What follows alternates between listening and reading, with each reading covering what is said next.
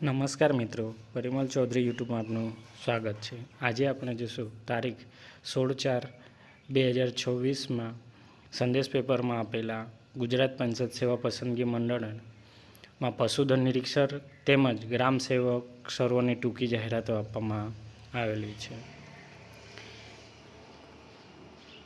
ગુજરાત પંચાયત સેવા પસંદગી મંડળ ગાંધીનગર દ્વારા પંચાયત સેવા વર્ગ 3 અને પશુધન નિરીક્ષક વર્ગની કુલ 112 તેમજ ગ્રામ સેવકની કુલ 500 ખાલી જગ્યા પર સીધી ભરતી ઉમેદવારો પસંદ કરવા માટે તારીખ 16/4/2024થી 7/5/2024 દરમિયાન ઓનલાઈન અરજી મંગાવવામાં આવેલી છે। આ ઉમેદવારોએ ojasgujarat.government.in વેબસાઇટ ઉપર નિયત સમયગાળા દરમિયાન ઓનલાઈન અરજી કરવાની રહેશે।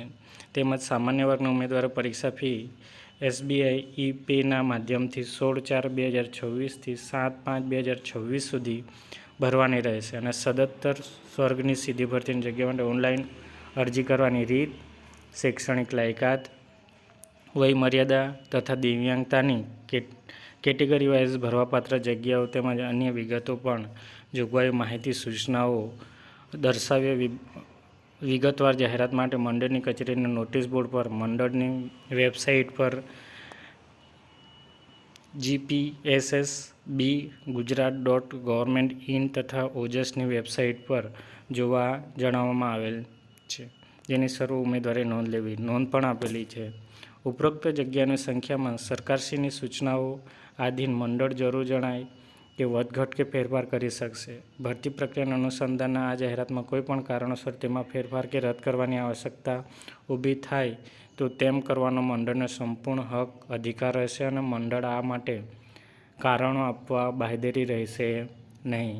ઉમેદવારોએ ઓનલાઈન અરજી કરવા માટેની છેલ્લા 2 દિવસ સુધી રાહ નહીં જોતા પહેલા તકે ઓનલાઈન અરજી પત્રક કે નિયત વિભાગો પૂરતી ચકાસણી સાથે ભરીને ઓનલાઈન અરજી અને કન્ફર્મ કરી કન્ફર્મ નંબર મેળવી લેવા જણાવવામાં આવે છે અને ઇલેક્શન કમિશન ઓફ ઇન્ડિયાના પત્રક નંબર પણ આપવામાં આવે છે।